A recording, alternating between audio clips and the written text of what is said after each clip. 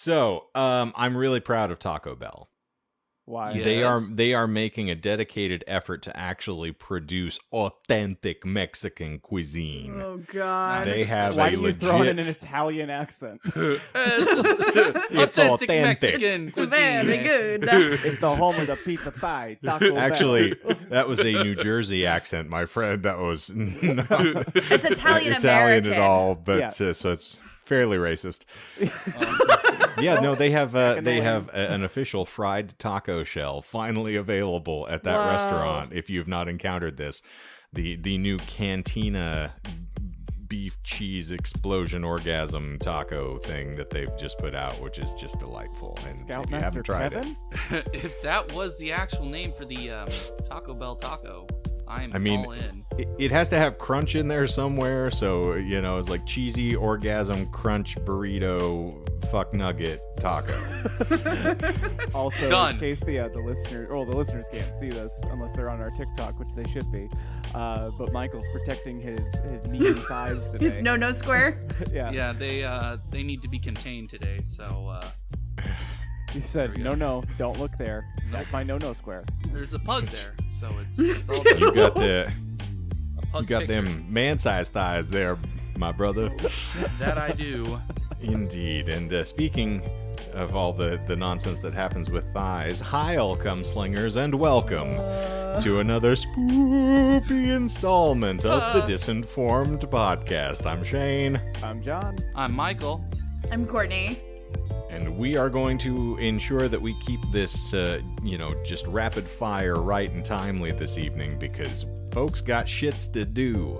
So I have something very incredibly disturbing and scary for you to commemorate this, our glorious Samhain month. Yeah. Volspurgit not, and all that authentic. So for those who are blissfully unaware and completely unfamiliar with the format of this show, we usually delve into a random esoteric topic, and in the course of explaining it to one another, we lie. It's part of the fun. The joy of the episode is that the co-hosts have to try to ferret out what those lies are as they listen, so it encourages active listening skills, which Michael does not encourage in his own class.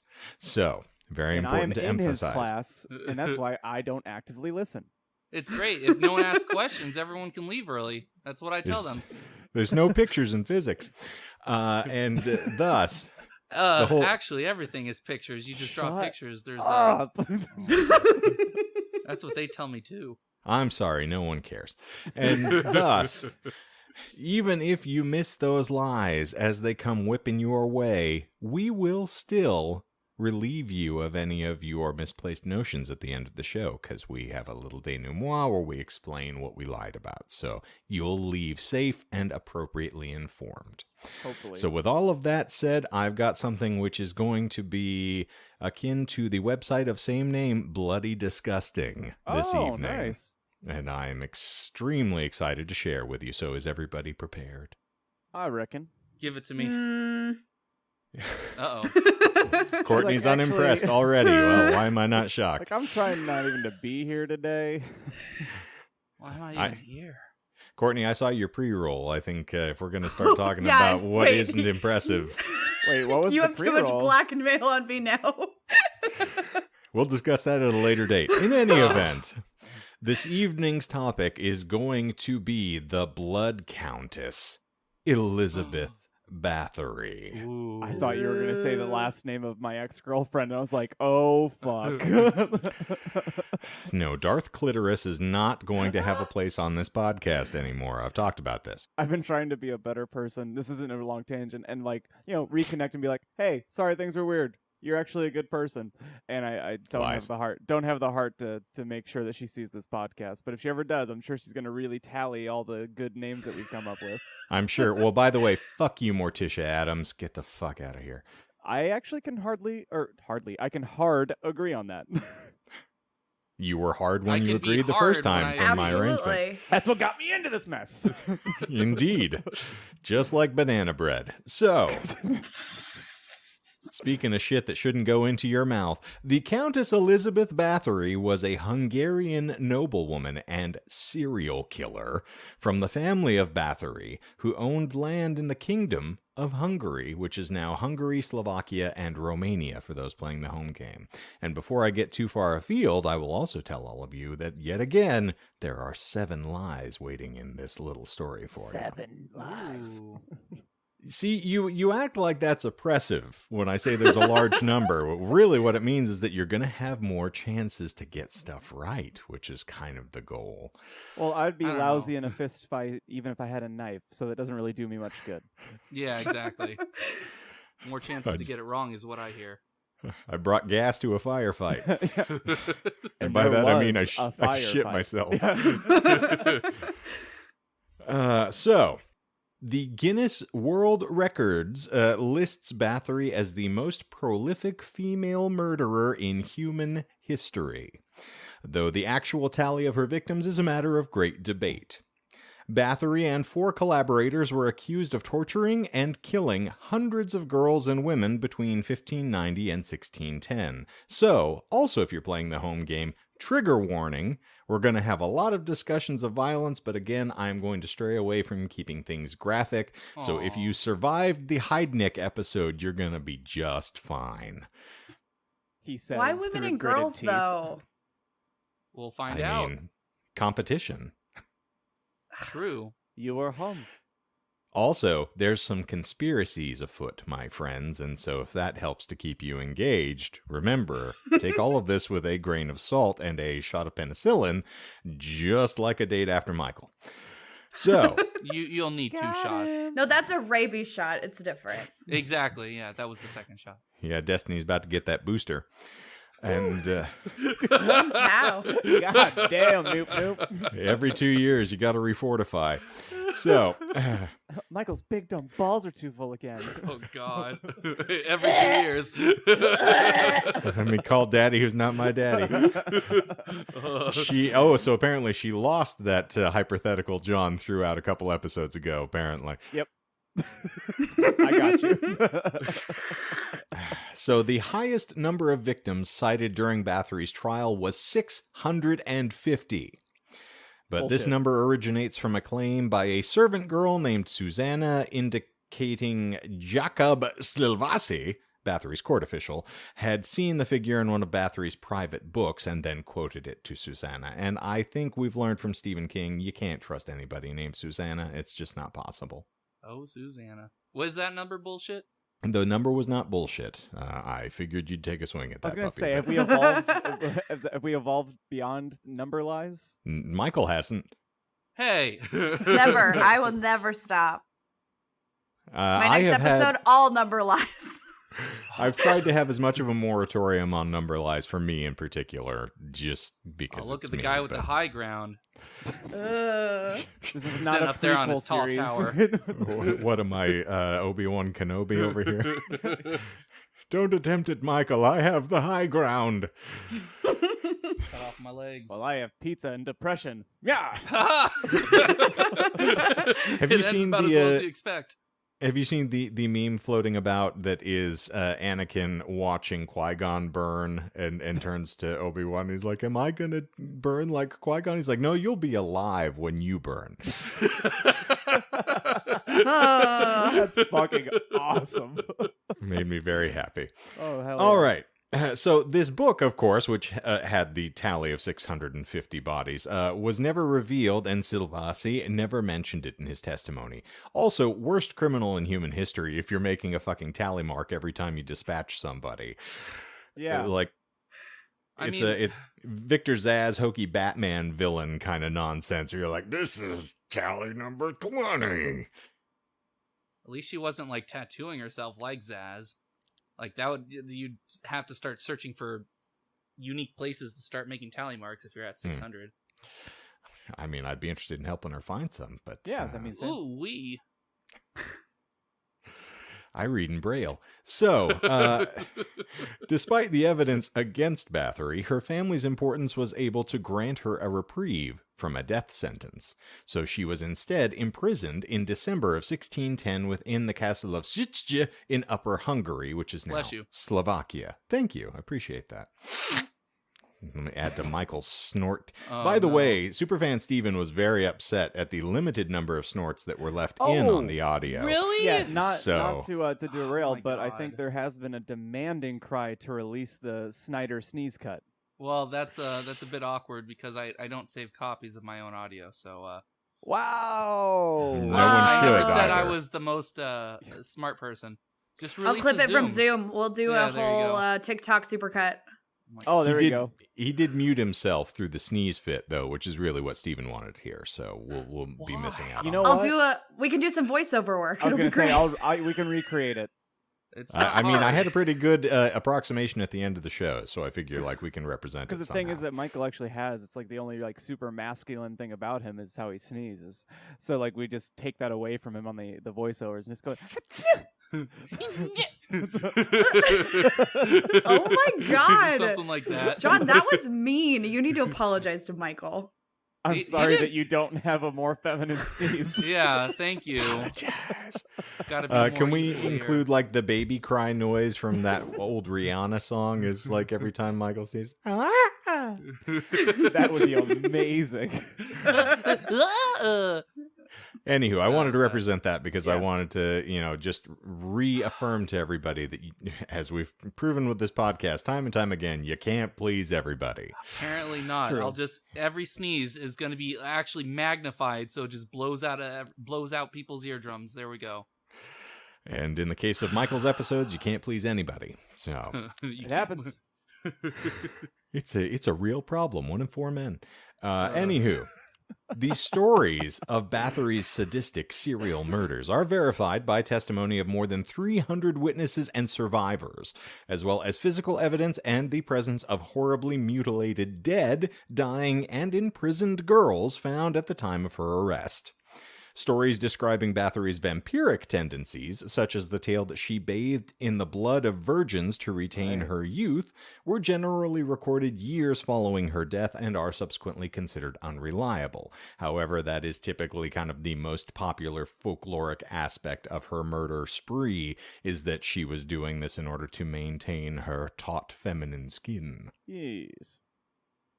So, her story quickly became part of national folklore, and her infamy persists into the modern era.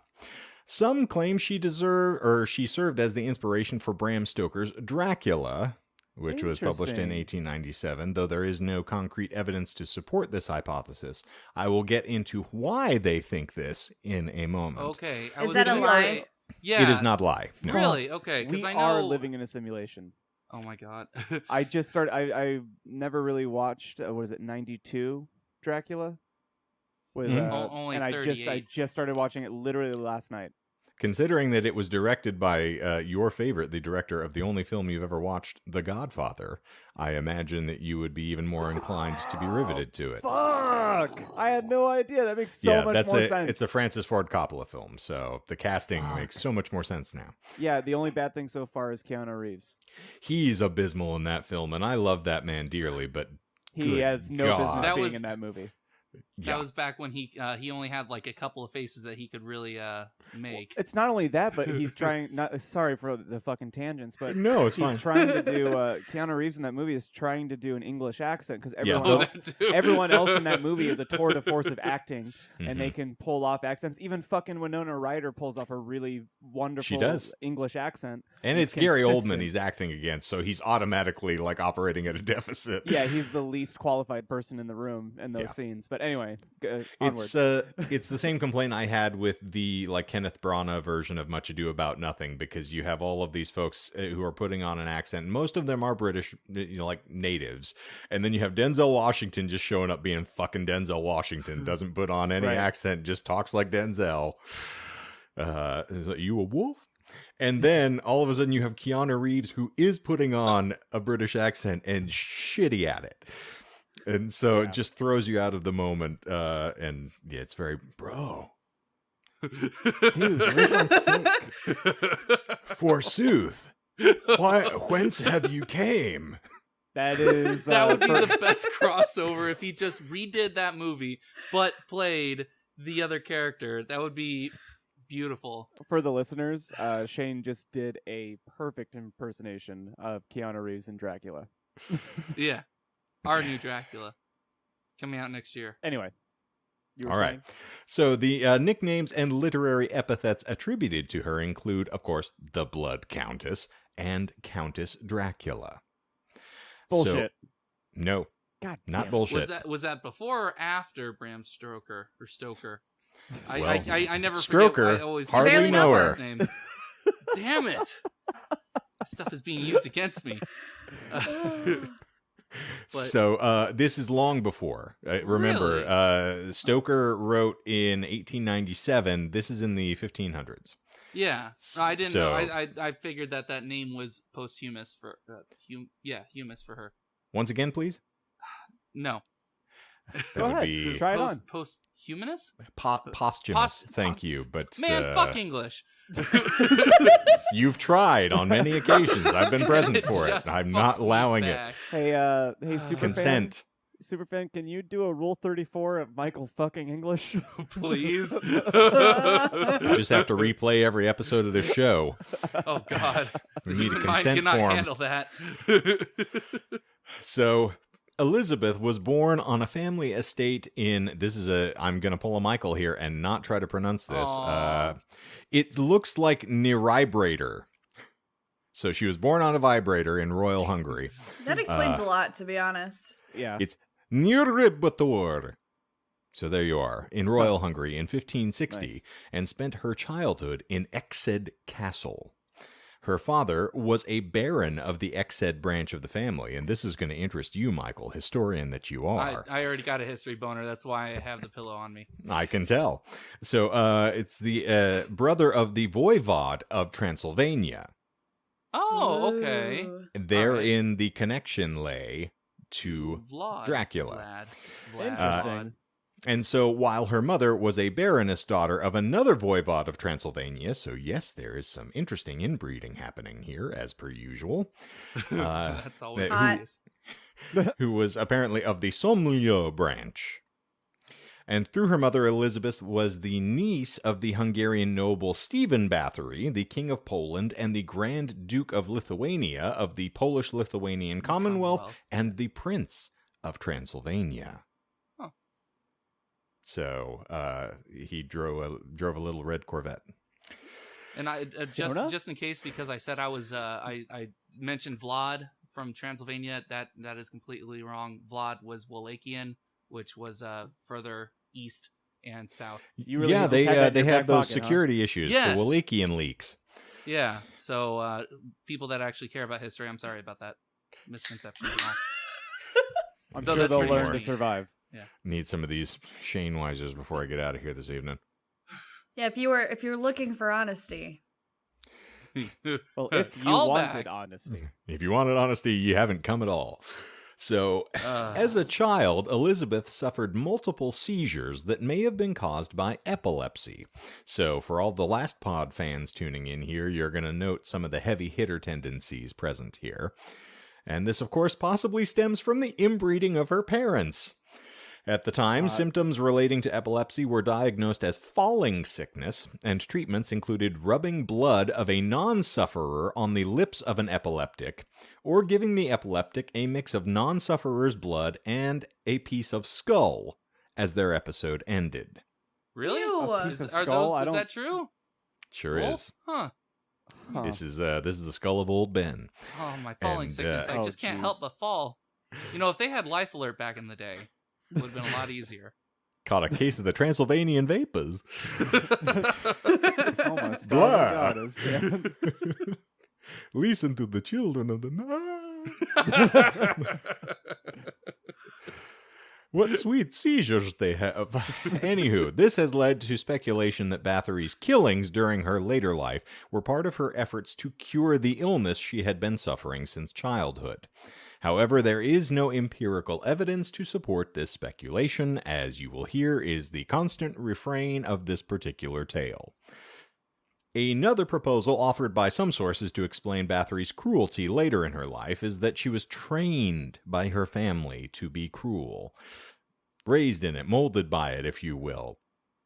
Stories include a young Bathory witnessing brutal punishments executed by her family's military officers, including decapitations, torture via Schandensten, which is a pair of giant boulders that are hung about the neck as corporal punishment, which is terrifying to look at. If you see some of the pictures of it, it's very disturbing. And of course, crucifixions, which is something commonly associated with Vlad the Impaler as well, and so... all of these things kind of make a weird melange as to why the Dracula connections exist. Was he associated with crucifixions? I thought he was more just associated with impalings. Was associated with crucifixions. In case you are unfamiliar with crucifixes, there is actually a sharpened point where your tailbone is, so you are technically being impaled on them as well as being just hung up there. Kinky. So for folks who are not familiar with the crucifix, it is a far less comfortable situation than it sounds by just having your hands and feet nailed to the fucking thing. It is actually driving you onto it, so you can't rest comfortably. Because otherwise you would be impaling yourself with another rod there. It's I thought it was just horrifying. Supposed to be like a vacation spot for Jesus. Come join me in the sunny random hill here. I'm gonna go fuck Mary Magdalene, then go hang out for a little while. You in? Hey, don't spoil the next Dan Brown novel. No, this is Scorsese he's quoting at this point, if I remember correctly. Okay. And all of a sudden, Harvey Keitel shows up with red hair. It's like, Jesus, what the fuck? So, on top of the crucifixions, corporal punishments, and all the other nonsense, there was also one particularly disturbing tale involved a thief being apprehended and then sewn into the stomach of a horse as punishment. Wait, say again? No. Say that again? So, a particularly disturbing tale involving a thief who, once apprehended, was sewn into the stomach of a horse as punishment. First offense? Second time. It's very... for those of you who are Hannibal fans out there, you have actually seen this happen before, which is fucking horrific. Yep. But do they say why? I feel like that... I did not get further detail on that particular incident, my friend. Just sounds so oddly specific. Like, he's a thief! Let's sew him to a horse! Uh-huh. It is not bullshit just to get ahead of that train before you board it, but yes, it's... I guess that was what they decided was an appropriate punishment for thievery. Wow. It sounds like more of a punishment for the horse. Yeah, that's what I was thinking. Right? You are now horse guts. Do? Also, we're not saying that the horse is alive or dead here as well, which contextually, I don't know which is worse, but you could have either Midsummer or Hannibal. So play it either way you lay. Why not both? The winters get really cold, so you got to sleep inside that horse. Cut it you open. thought they smelled bad on the outside. Thank you. I appreciate that. You're going solo. So Bathory was also believed to have been educated by family members involved with Satanism and witchcraft. Ooh. Again, there is no verifiable evidence to support these claims, but my God, it makes a compelling story, doesn't it? That it truly does. In point of fact, Bathory was raised a Calvinist Protestant. Born into a privileged family of nobility, Bathory was endowed with wealth, education, and a prominent social rank. She was taught to speak 5 languages, including Latin and Greek, strangely enough. Why Protestant? I feel like that's a little odd for the area. Call it, Daddy. Is that bullshit? She was Calvinist? It is not bullshit. No, she was raised a Calvinist Protestant. Huh. I was thinking about the Satanism being a little early. No. Nope. No, there was I even mentioned in the Satanic Panic episode of cases of Satanism being hurled pretty much even in not necessarily in like Roman days, but like even to early medieval period, and this was like way past medieval period. It's an easy way to discredit anyone who is an opponent of the church in general, as you just claim that they are a witch or a Satanist and in consort with the devil in one way, shape, or form. So it might not be what we would consider to be the organized or orthodox Satanism as otherwise established these days, but it's just, they believe in the devil. I guess I should have paid attention to Michael's episode. It's okay. No one It's a does. hard- I didn't even. Oh, excuse me. It's a hard thing to do. Yeah. You're the one. So, to thicken the stew a little bit here, at the age of 13, Bathory allegedly gave birth to a child out of wedlock. The Oopsies. baby, said to have been fathered by a peasant boy, was supposedly given away to a local woman who was trusted by the Bathory family. For those who have enjoyed the graphic novelization of From Hell, you might see some hallmarks here. But the woman was paid for her actions, and the child was taken to Wallachia. Ah. Mm-hmm. But also, like, life expectancy back then was like 20 years, so she was basically an old woman when she was 13, right?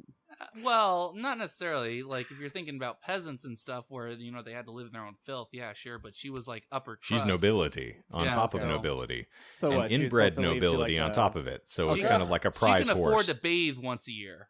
So she lived to ripe like 25 then? No, we're 26? thinking like 30. Oh, okay. 30, yeah. We'll find out. Enough to see their grandkids. Who were also 30 at the time. Oh, But, fucking hell. So, as is all too often the case here, this story is anecdotal, based on rumor, and mostly related following her death, so, yet again, may be purely folkloric. You're gonna notice this happening an awful lot. People conflate things in order to help vilify or, villainize this individual going forward. It's part of the suspicion that we have around some of the nonsense that is associated with her. Conspiracy theorists untie. But Bathory was engaged at the age of 10 to Count Fenrik Nadasdy in what was probably a political arrangement within the circles of aristocracy. He was the son of a baron, and thus Elizabeth's social standing was higher than his. So subsequently, she refused to change her last name, and instead, Florence assumed the surname of Bathory upon their marriage. So she was very forward-thinking, this woman. Nice. The couple married when she was 15 and he was 19 on the 8th of May in 1575, with approximately 4,500 guests receiving invitations to the nuptials. Can I call bullshit on his age? I feel like typically these sort of marriages are... Well, he is lower born, so probably, but I would say he's probably older. Probably in his 30s. Really? Huh. Yep, he was 19.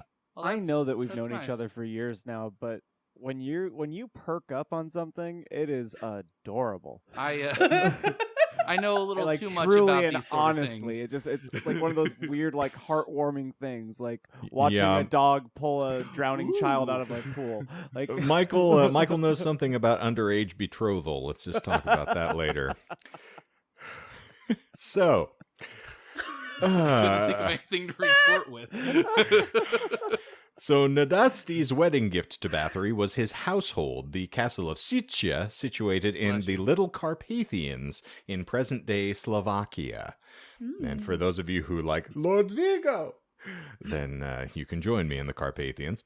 The castle would serve as her abattoir, concealing her sadistic dealings and providing sanctuary for her most depraved desires. So Ferenc Nadasdy was a commander during several wars, leaving Elizabeth in charge of the estate, which included acting as governess of the area. He died on the 4th of January in 1604 at the ripe old age of 48, so there you are, Michael. Wow. Although the exact nature of the illness which led to his death is unknown, so yet again, another layer in the conspiracy. He was poisoned because she wanted him out of the way. I bet a lot of people say that. His illness, it started in 1601 and initially caused debilitating pain in his legs. From that time, he never fully recovered, and in 1603, he was permanently disabled. He had been married to Bathory for 29 years, fathering 5, possibly 6 children with her. Before dying, he entrusted his heirs and widow to Georgi Thurzo, who would eventually lead the investigation into Bathory's crimes. Plot twist. So, speaking of said crimes, we'll flash into between 1602 and 1604, after rumors of Bathory's atrocities had spread throughout the kingdom, a Lutheran minister Istvan Magyari made complaints against her, both publicly and at the court in Vienna. The Hungarian authorities, as aristocracy is wont to do, took some time to respond to the complaints. Finally, in 1610, King Matthias II assigned Thurzo, the Palatine of Hungary, to investigate. Thurzo ordered 2 notaries to collect evidence in March of 1610. By October, they had collected 52 witness statements, and by 1611, that number had risen to over 300. Wow. So folks were certainly spreading a little bit of information about Miss Elizabeth at the time. According to the testimonies, Bathory's first victims were girls aged 10 to 14 years. Later, Bathory is said to have begun killing daughters of the lesser gentry who were sent to her gymnasium by their parents to learn courtly etiquette. The atrocities described most consistently included severe beatings, burning or mutilation of hands, the biting chunks of flesh off of the victims' bodies, most commonly the face, neck, and arms, flailing and scouring of the breasts and genitals with treated animal pelts and horsetail, which is a type of weed that has barbs on it, and is no bueno. Not a lot of fun to look at. Is the bites bullshit? No. Huh. There was biting, which, again, the vampirism thing has some hallmarks that kind of echo throughout this. And furthermore, as well as freezing or simply starving them to death, because, tried and true methodology, why change something if it ain't broke? Yeah, I guess. Fuck. Or baroque, if it were. So. Oh, God. That was just bad enough to work. Thank you. The use of needles was also mentioned by collaborators in the court. So there were many suspected forms of torture carried out by Bathory. According to the Budapest City Archives, girls were often burned with hot tongs and then placed in freezing cold water, or covered in honey and then bathed in live ants, or tossed into a wasp's nest. What? I feel like killing me will not bring back your honey, Michael. Yeah, I was gonna say, is the honey and the ants bullshit? Nope. No. Oh, wow. Killing me won't bring back your goddamn honey. Too right you are. I'm actually going to gift you my copy of that film that I bought to watch it, by the way, Michael. Oh, so No, gift it to me. I've never seen it. Well, you can We'll watch it and together. then, give it to Michael because it's his Okay. favorite film. So it's Happy Christmas for everybody. Not the Man. bees. Ah! Again, when you get attached to something, you latch super hard. It's why you're still breastfeeding. Yep. Yeah, just be glad that he hasn't punched out the bartender like happens in that film. It's just I mean, a cold clock. Here's wishing a motherfucker would, you know? Do it. So, Elizabeth was often documented as also rolling up pieces of oiled paper and then placing them between the servants' toes and setting them alight. As Again, her that sounds sadistic like something tendencies else. swell. You're saying? Is that bullshit? Is that one Nope. bullshit? I feel like I'm just gonna be slap happy. I was on gonna the torture say, like- because I've heard other places doing that sort of thing. So. Yep. No, this is actually a rumor. And then as her sadistic tendencies swelled, Bathory was also believed to have escalated into cannibalism, frequently consuming the pieces of flesh bitten off of her servants in front of them as they reeled in pain. So she's an exceedingly sadistic fuck, this one. Well, Yeah, what I feel else like- are you gonna do? Spit it out? It's a waste of good flesh. It's I feel like when you are looking for inspirations on modern horror and gothic horror, like you're absolutely on the money here, because that reminds me of The Cell. You know, like that scene in The Yeah. Cell where he's turning the machine and getting the guts pulled out. the guts.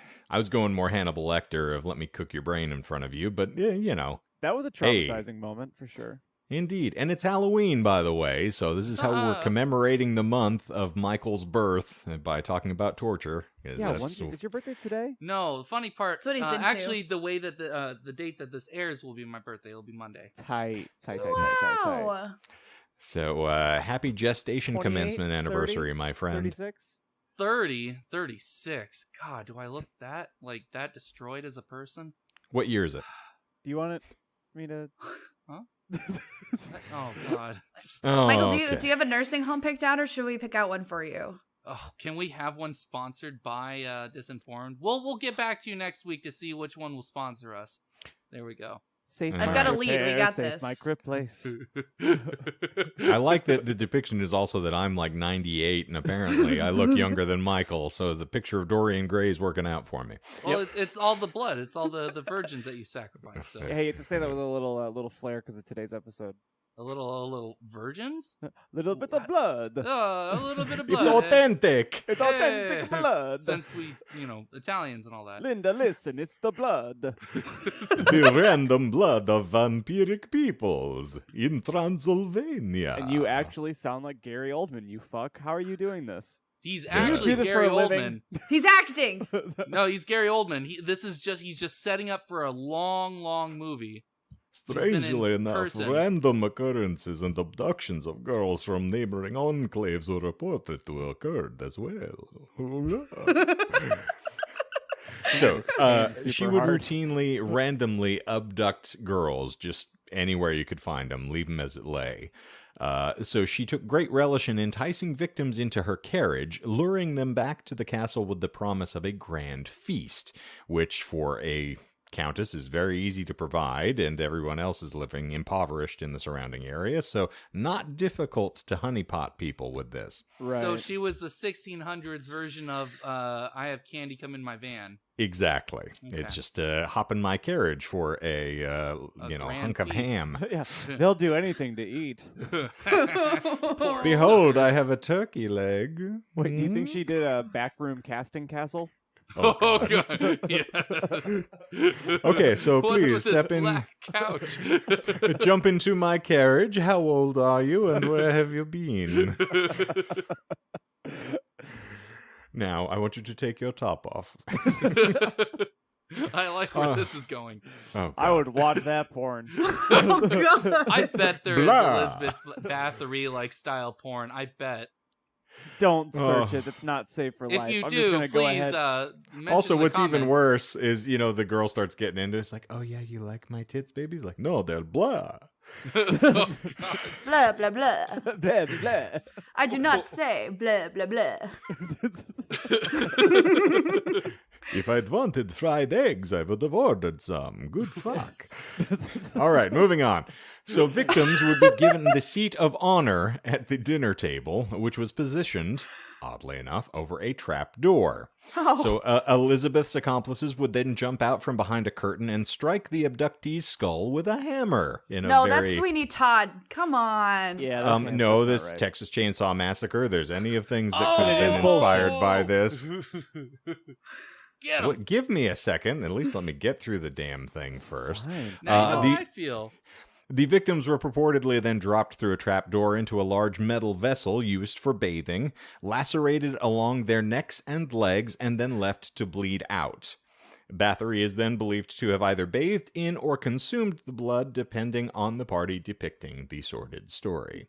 So, now that we're there, for you folks who enjoy your wild stabs at the dark, what do you feel is a lie in that statement? May I start? Please. Yeah. I feel like the trapdoor is bullshit. No, I feel like it isn't. I feel that's the truth. And Courtney? No, I'm just listening. I'm gonna I say see. She doesn't take the the shit. She just hammer disturbs to the them. back of the head, because I feel like the- it's a little overkill if you already got a trap door. I'm enjoying exacting this because for once, yeah, the entire story's bullshit. She Fuck didn't yes. entice people into her carriage or do any of this nonsense. Actually, I stole this from the reason I decided to do this episode is, as John will recall, I don't know how long it's been since you've actually seen the film or if you watched it in completion or to completion. I watched the completion. Exactly. This is from Stay Alive, which Elizabeth Bathory is the protagonist of that story.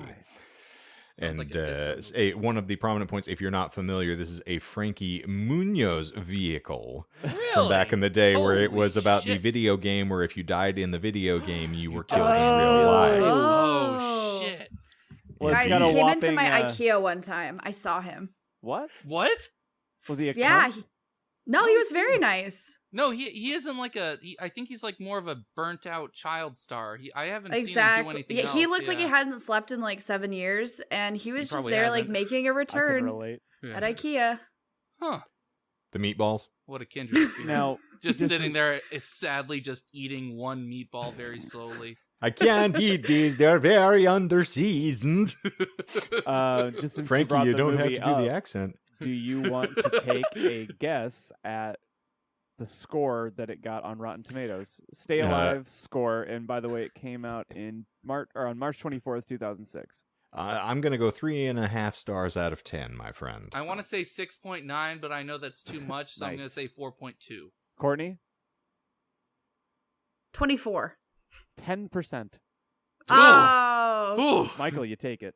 I don't care what anybody says. It's not Price is Right, It's a delightful film, and I love it to pieces. If you love it so much, why don't you gay marry it? I did. As soon as he legally could. Kristen presided over the matrimony, and it was delightful, and you weren't invited. Someone so, needs to revoke that bitch's privileges. Whoa. Yeah, well, she's more entertaining than you. I wish she was back. You ain't mailing anybody any panties. Oh, God. I can bring her on for sure soon. Well, Michael, get ready. Oh, I bet you can. Oh, no. I don't like where this is going. I'm scared. Here we go. So at trial, congratulations, you've got a lie. At trial, several witnesses named relatives who died while at the Bathory gymnasium, which is such a disgusting sounding. Just say it the way us Americans say it. Welcome to the gymnasium, otherwise known as the gym. Thank you. So, others reported having seen traces of torture on dead bodies removed from the castle grounds, some of which were buried in graveyards, and others in unmarked locations. So they dug up people? Dug, yes. Huh, okay. Is that bullshit? They were doing autopsies back then, my friend. It I just guess happened that is infrequently. It wasn't scientific or anything. It was just, I think he was eaten by wolves. There's teeth marks. Yep. Sure enough. No, it's not bullshit. Okay. So, 2 court officials, who I'm not going to run through, but Jakob was one of them, claimed to have personally witnessed the Countess torture and kill young servant girls. So, how delightful is that when your accusers bringing the case actually witnessed you performing the acts? How fun. Ugh. And then, on December 30th, 1610, on orders from Nicholas Zrinski the Sixth, Thurzo went to Seshche Castle and arrested Bathory along with 4 of her servants accused of being her accomplices. I will not name them because this is a lot of umlauts. I want you to can you try at least one, please? Yeah, just for Michael. Dorotia Simties, Ilonia Joe, Katarina Benica, and Janos Ushvari. So, Michael, I think the lesson here for you is to always try. Is that if you say it with confidence, we're not going to, we might not catch it. And also, Janos's nicknames were Ibis or Fico. Fico! Fico Suave. So, according to Thurzo's letter to his wife, his unannounced visit found 1 dead girl and another living prey in the castle, but there is no evidence that they asked her what had happened to her. Although it is commonly believed that Bathory was caught in the act of torture, she was actually having dinner. Well, same, depending upon how bad the chef is. If it wasn't Courtney, we can't speak to the quality. I mean, this dinner itself is torture. Am I right? Okay, Seinfeld. What's the deal with airline food? You can't get away with making jokes like that, Michael. Not in this economy. Nope. It's my favorite bit of John's that I co-opt from time to time. So Thank you. A lot of fun. I like that bit a lot. Yes, it works very well for you. So initially, Thurzo made the declaration to Bathory's guests and villagers that he had caught her red-handed. Pun not intended. However, she was arrested and detained prior to the discovery or presentation of the victims. It seems most likely that the claim of Thurzo's discovering Bathory covered in blood has been the embellishment of fictionalized accounts. So, Thurzo debated further proceedings with Bathory's son, Paul, and 2 of her sons-in-law. A trial and execution would have caused a public scandal. An influential family which at the present ruled Transylvania would be disgraced, and Elizabeth's considerable property would have been seized by the crown. Can't have that. Nope. So, Thurzo, along with Paul and her 2 sons-in-law, originally planned for Bathory to be spirited away to a nunnery, but as accounts of her murder of her daughters, but as accounts of her murder of the daughters of lesser nobility spread, it was agreed that she should be kept under strict house arrest instead, and that further punishment should be avoided. Was it bullshit that they were going to send her to a nunnery? No? Sure Get wasn't. thee to a nunnery. Yeah, no. Okay. It's a good Shakespeare quote, actually. But It's the only one I know. okay, so Oh, yeah, name Hamlet, of all the quotes you could have pulled, besides "Alas, poor Horatio," or "I could be bounded in a nutshell and count myself a king of infinite space, were it not that I have bad dreams," and you have "Get thee to a nunnery." I also have "What you egg," and then the response, he shoots him. I can see why you want to fuck the English language. But, anywho, moving on. Most of the witnesses testified that they had heard the accusations from others but didn't see it themselves. So now we're getting into hearsay, which in modern courts wouldn't have held up very well. Some panic going on here. Some servants confessed under torture. Also not really credible in contemporary proceedings either, so you're sensing the theme manifesting. You'll have to torture me again to get that information that I was tortured. I'm prepared. I've started to like it. I think this is probably where most of the rumors started, is how they were torturing the servants to get the information about how she tortured people. Go figure. So what's good for torture? What's good for the goose is good for the gander. So they were the king's witnesses, of course, and they were executed quickly. So we get a confession and then kill them. Why not? Dead men tell no tales. The accusations of murder were, of course, then subsequently based on rumor. There's no document to prove that anyone in the area actually complained about the Countess, so there is nothing on the record to certify any of this happening. It's all posts the actual events themselves. Should also be noted for context that in this period of time, if someone was harmed or an offense as paltry as a stolen chicken was noted, a letter of complaint was written. So if you so much as bit your thumb at somebody, there would have been a lengthy documentation letter somewhere. So the fact that this woman could, by their claim, dispatch 600 people and not be noticed leaves you just a little bit incredulous. I mean, she waved at me in the market one day, and I thought she was pretty cool. So, I mean, she can, it's not my daughter, so I don't care. I heard she had a casting couch in her carriage. Ooh, it's a nice leather couch. It's very black. Anywho, the lack of documentation in these instances is suspect.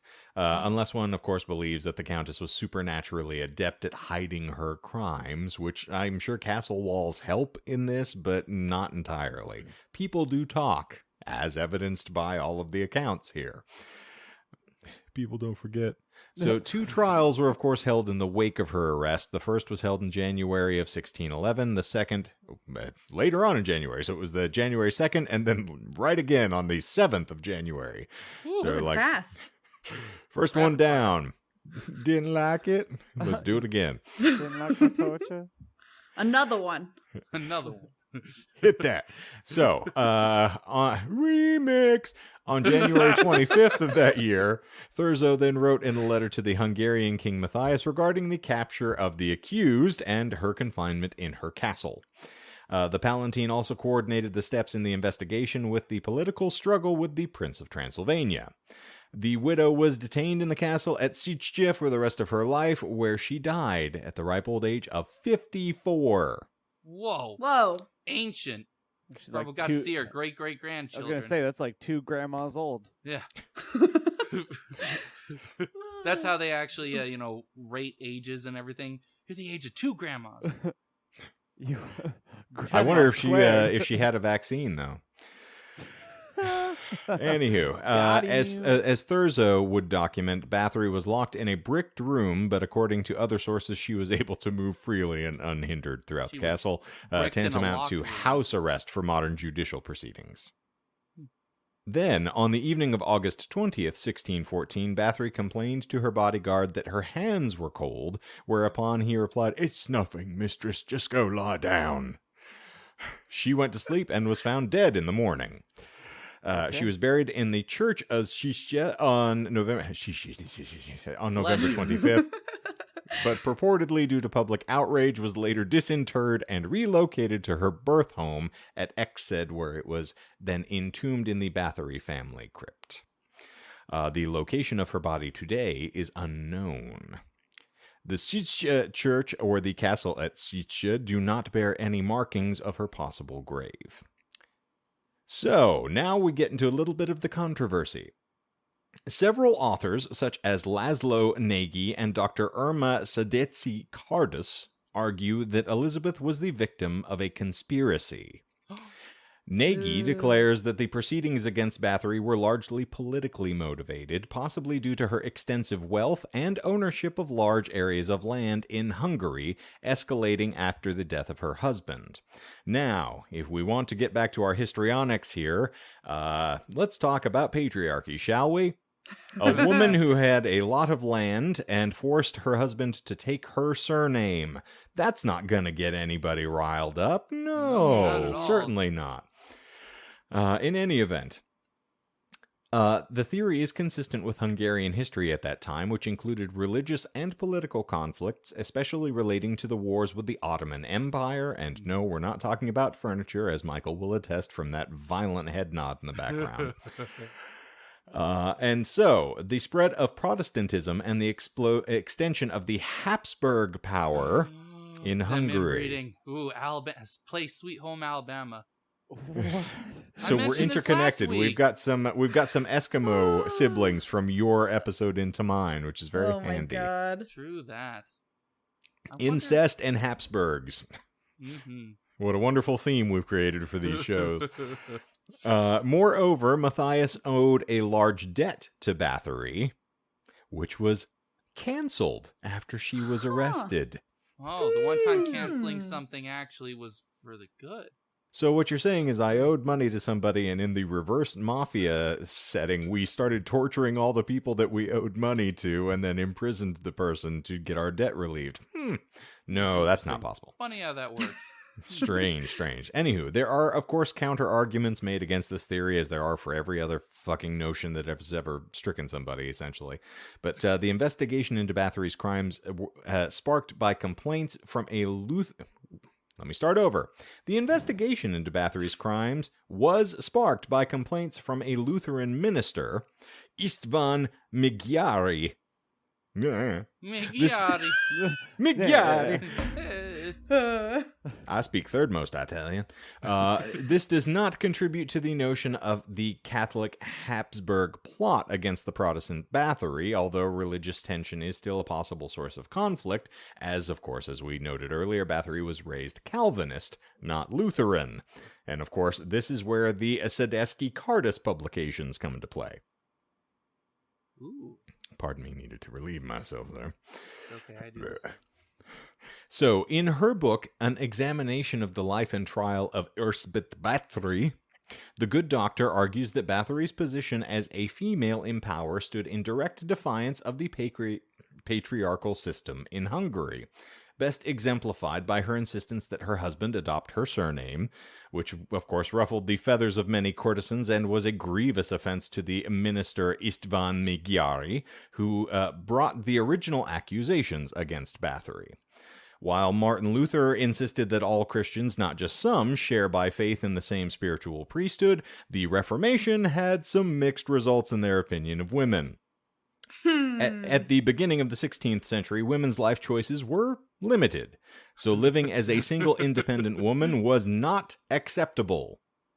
So most women had to transition from being under the authority of their fathers to being under the authority of their husbands, and then, if they outlived their spouses, to that of their eldest son.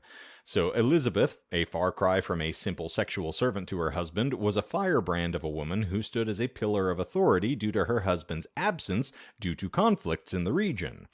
And thus it's believed Elizabeth may have bristled at Minister Migliari's proposition that she remarry or bequeath her holdings to her eldest son, and this led to her being depicted as a practitioner in torture, witchcraft, and cannibalism by the church.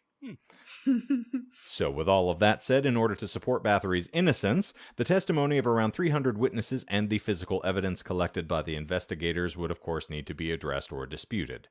That evidence included numerous bodies and dead and dying girls found when the castle was entered by Thurzo.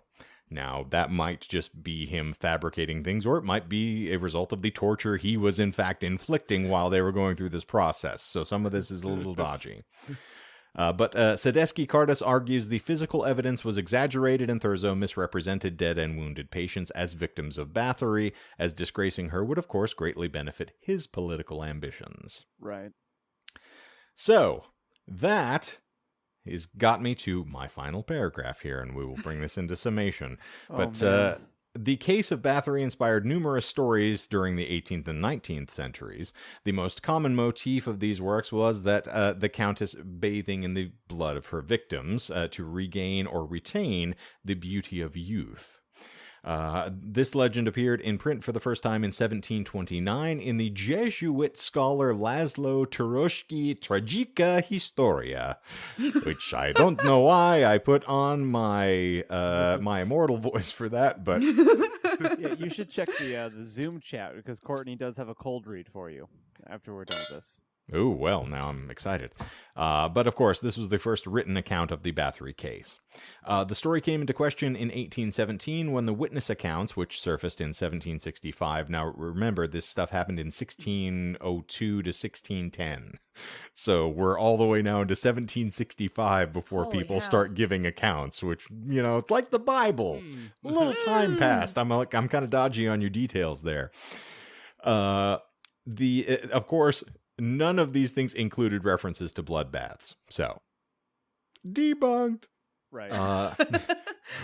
In his book Hungary and Transylvania, published in 1850, John Paget describes the supposed origins of Bathory's blood bathing, although his tale seems to be a fictionalized recitation of oral history from the area. Yet again, just rumor and innuendo, as it were. It's difficult to know how accurate his account of events is. Sadistic pleasure is, of course, considered a far more plausible motive for Elizabeth Bathory's crimes. And that, friends and neighbors, brings us to the end of our spooky story. Of which we got nothing. You got we one got on. something. Yeah, I mean, that's basically nothing. I kind of have a stab, I feel like. Go. Poor choice of So- words. Yeah. You mentioned that, like, if you stole a chicken, there would be, like, a write-up on, like, a complaint. Is that a true thing? Like, they were Sure actually is. keeping documentation of those things? I mean, think about... So in the modern times here, we have social networks so we can air our grievances and Sure. ills against one another. Back then, you had word of mouth in the community. So if you got offended because some woman across the street, they stole my chicken, you would tell everybody. And of course, if you want to report them so that they would be punished, you're going to write it down. So back right. then, when words were power, you would just, throw accusations. I mean, people were burned at the stake for less. I mean, for just looking funny, you could be accused of being a witch. So Because they were actually an old absconding lady with and they someone's knew- chicken, Yeah. it's terrible. Ugh.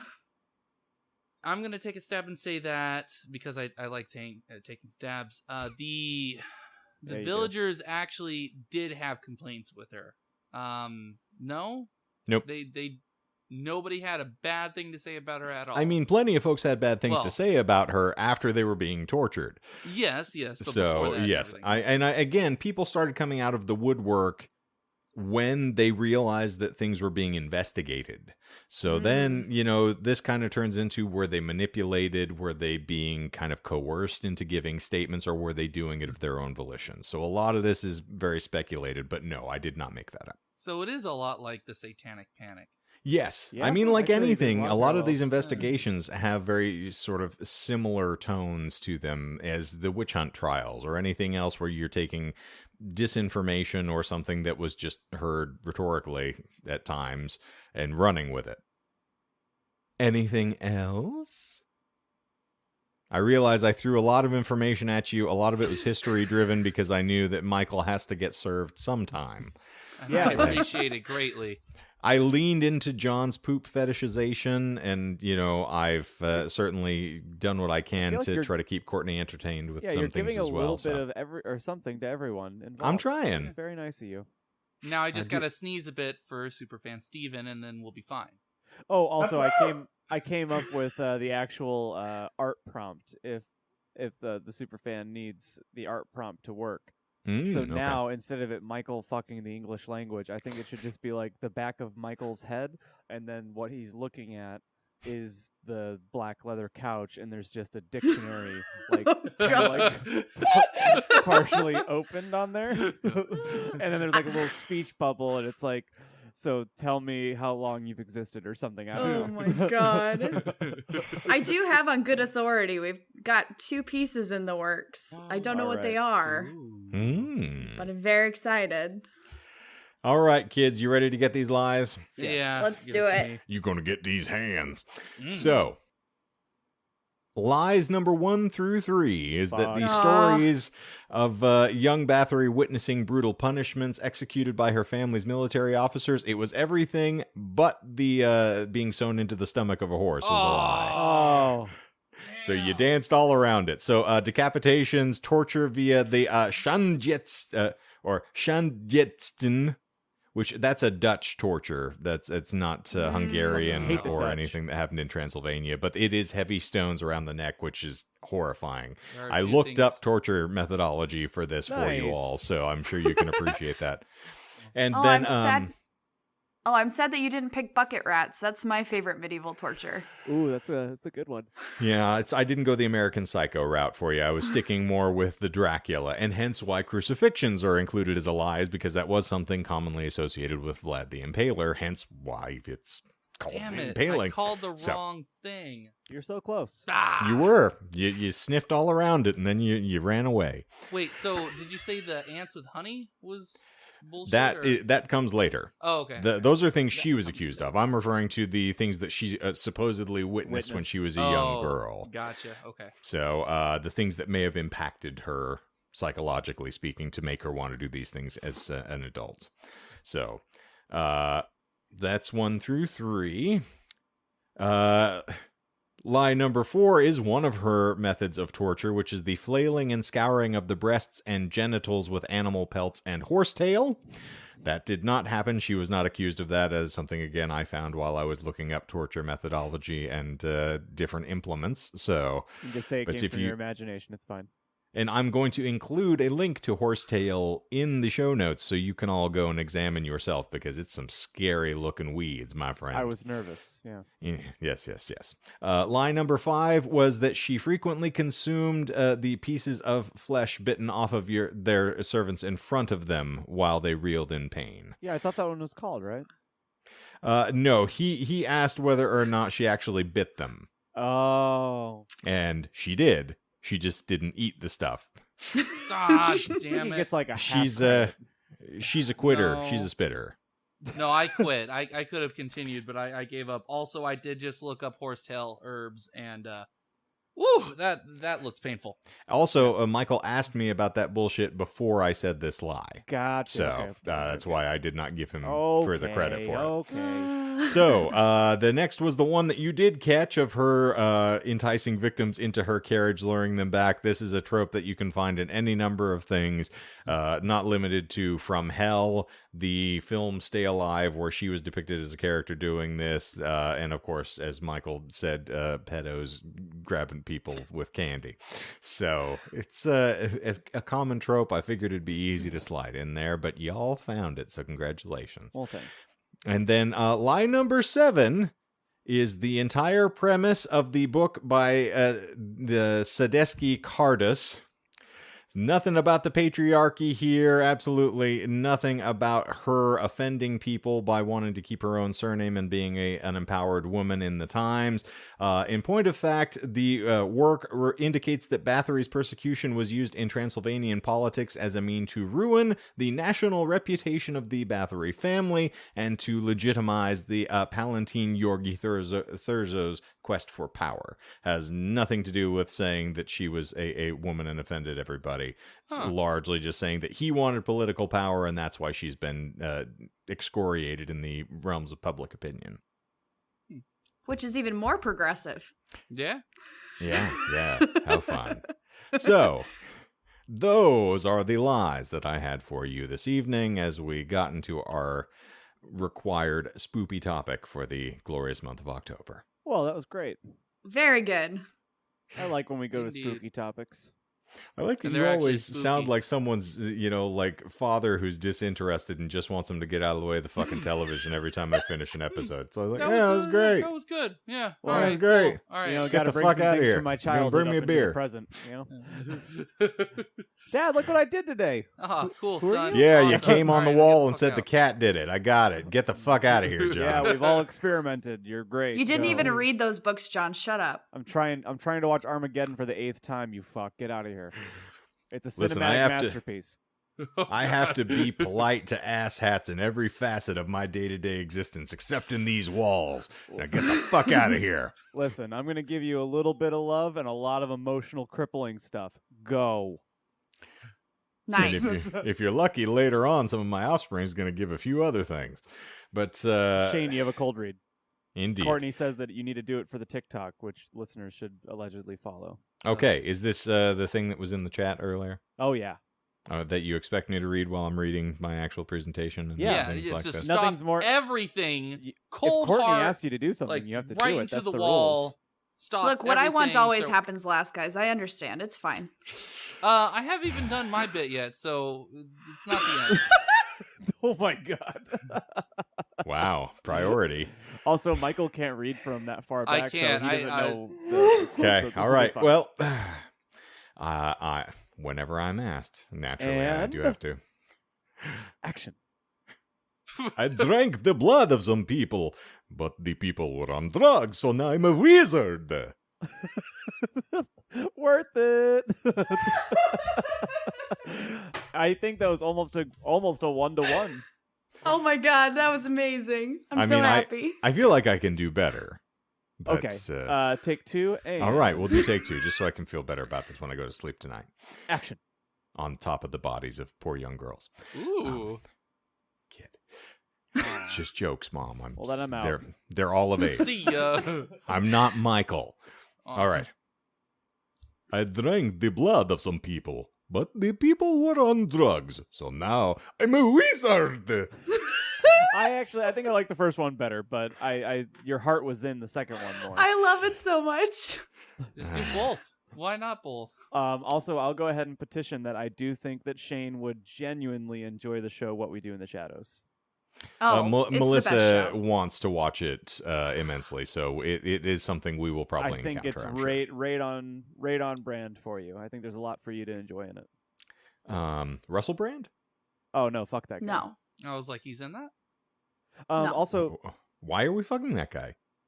I mean, I would. Get Him to the Greek is your favorite fucking movie on the planet, so I don't know why you'd be throwing shade. I don't even know the last time I saw it. Whoa. 2 weeks ago. It was yesterday. 2 minutes ago. No. Suddenly, the reason you like me has been makes... watching it while we've been recording. Are you saying I look like Jonah Hill, and that's why he's been attached to me for the past 7 years? He's got a desperate need to try to fuck me in some way, shape, or form just to get to him? No, you're better than Jonah. You're better. Which you have Jonah? much better. Which beard. Jonah? Yes, Yeah. let's clarify.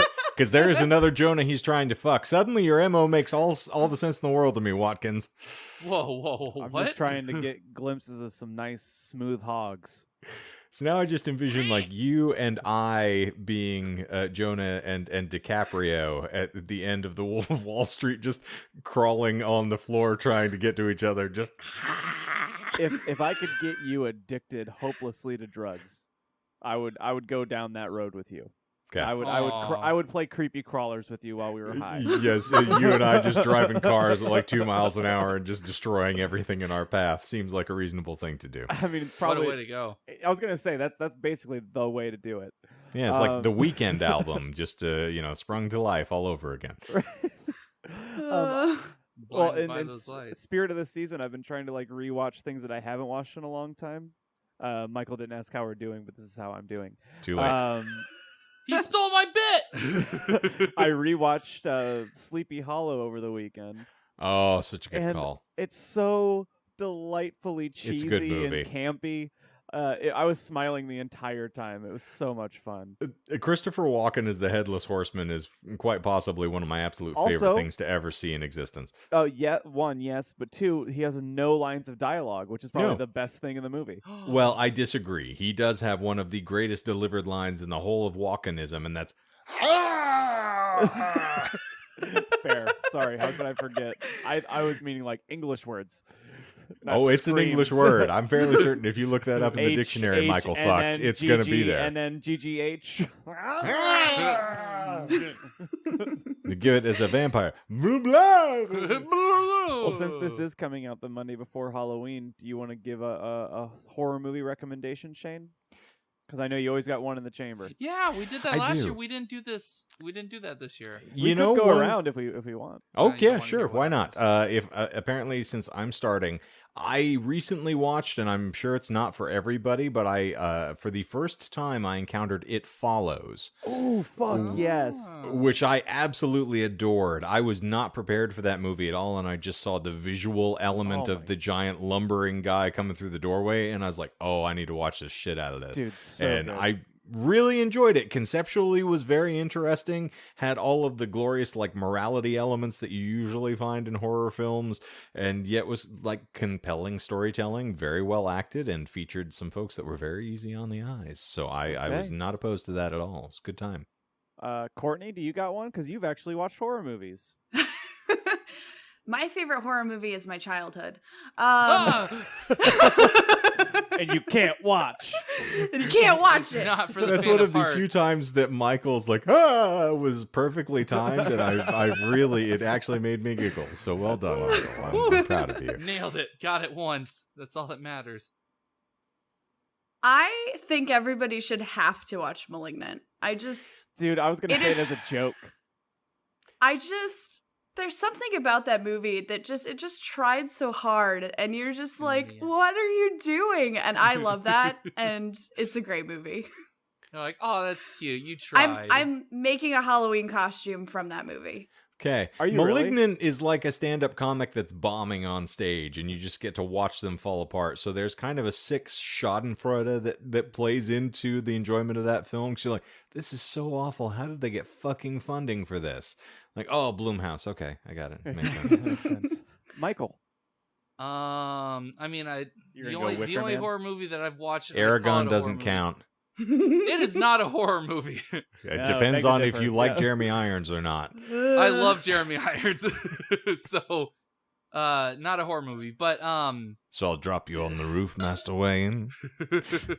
the only thing that I've seen is Horse Girl, which I think you talked about that last week. Yeah, and she has a name, and she's your stepdaughter. I don't appreciate that being an epithet. Ouch! She is not a horse.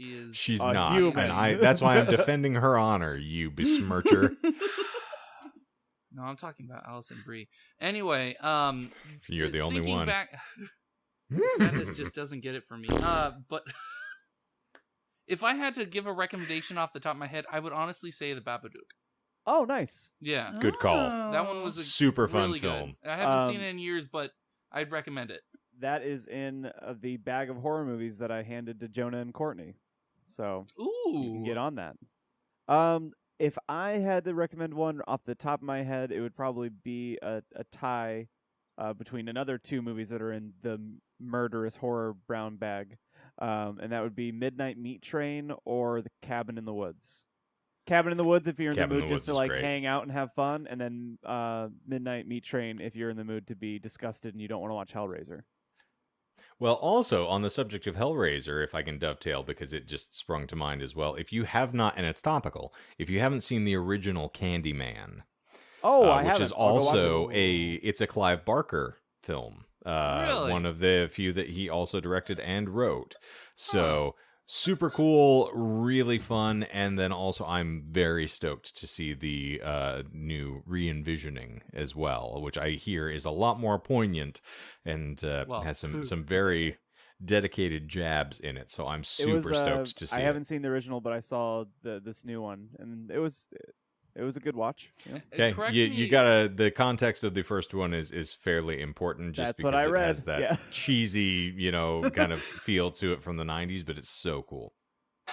Correct me if I'm wrong, but I think the actor that plays Candyman in the most recent one was the Candyman in the original '90s. He does come back. He does have him, yes. And that's I mentioned this to Melissa because I was joking about the gentleman who's in a lot of A24 pictures who plays the Green Knight in the film of the same name. Guy, yeah.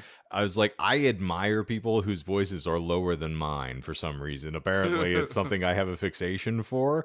And so, yes, the gentleman who plays the original Candyman is magnifique and very stirring with the dulcet tones. Well, I guess that's a wonderfully horrific way to end a blood-spattered angel of an episode. And so thank you all for being with us as per usual. And Michael, I'm going to allow you to ask a question. Well, I think we already kind of did that, but just in I'm case still giving you the opportunity. No, you claimed you were cucked. That's fair. For any other things that people want to get out, how's everyone feeling this week? Cool. So I appreciate you having your contribution there, my friend. And we appreciate all of you for lending an ear and listening to something that was pretty bloody awful, as is all too often the case when I'm talking about things I'm passionate about. Indeed. So if your nipples feel particularly piquant or bruised after this episode, my apologies. But that's why we've got those triggers in the show notes. Also in the show notes is a link tree with all of our socials, so you can go scope us out there. Courtney is still doing the Dark Lord's work over on all of our random channels, including the TikTok, where apparently we're going to have a lot of fun just winging your way for this episode in particular. And, of course, occasionally, all too infrequently now, but we still do have a plethora of content available for your eager eyes and ears over on the Tubes of You. There's, bloody over 50 episodes of Disinformed After Dark, which I'm sure most of you have not really spent a lot of time with yet, other than superfan Michael, who is being very diligent in commenting on a bunch of things as he goes back through them, which I get a little mile marker of where he is in progressing through some of these things, which is very entertaining. I was going to say, if you want to get to actually know us as people, the After Darks is a very clear indicator.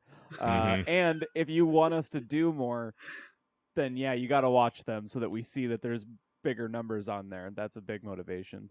And also to toot our own horn, because I do like giving the occasional tease, we are the podcast that pays back. So if you pay attention, we will pay you. Yes. And Courtney put together a really glorious care package that is winging the way of Superfan Michael. And also we have a lot of stuff that we have lavished on Superfan Stephen as well. So there's plenty to be had if you engage, as Michael is all too fond of saying. Yes, and the deal still stands. If you like, subscribe, comment, interact with us, we will give you Michael's home address to do with whatever you want to. Nothing's off limits. If you want to collect some teeth for your collection, there's a free address. He doesn't lock his back door at night. Indeed. If you want to saddle that horse and go for a ride, it's a good old time. Yeehaw. Yeah, I heard he's handing out king-size candy bars for Halloween. So I'm going to charter a bus. We're all going to go over there. It's going to be a good time. Well, unfortunately, they're Baby Ruths, and he made them in the bathtub. So I would not put those in your mouth. You know, you can get rid of them real quick by just waffle stomping them. God. It's also a number 3 for those of you who want to order one off the menu from John. I was going to say more like a number 2 for some of those, but, quality over quantity. Quantity over quality. We want the Cornish version, not the, and I don't mean pasty, as opposed to a smooth. So we want the one that looks like corn. That's what we're going for. So ladies and germaphobes, as always, thank you for being here. We sincerely appreciate it. And of course, go to your preferred podcast provider app. Give us a little love, a rate and review. We would love to hear from you. And subscribe, you salty bastards. You want to keep getting us frequently. It's important to do. And tell your friends. Yeah, tell your friends. Hide your kids. Hide your wife. If you're listening to this, you probably don't have friends. I'm sorry. Ouch. It's a fine point. Prove her wrong. Yes, there we go. Prove her wrong. Do it. And Michael is attempting to penetrate your ears up in here. I'm sorry. Shinshi. So for the disinformed Damn it, I almost nailed the dismount. You almost did. For the Disinformed Penacast this morning, this evening, this afternoon, and good night. What time is it? Where am I? Go French fried titty fuck yourself. I don't know. I've started to lose my mind. It's Tuesday. I'm out of my rhythm. Gotta go down on a Tuesday. It's like Friday. Gotta wake up Labor Day to this. All right, for the Disinformed Cuckcast this week, I'm Shane. I'm John. I'm Michael. I'm Courtney. Kill it before it spreads, and Mr. Miguel. Zippity zoop, we're out of here. Blah.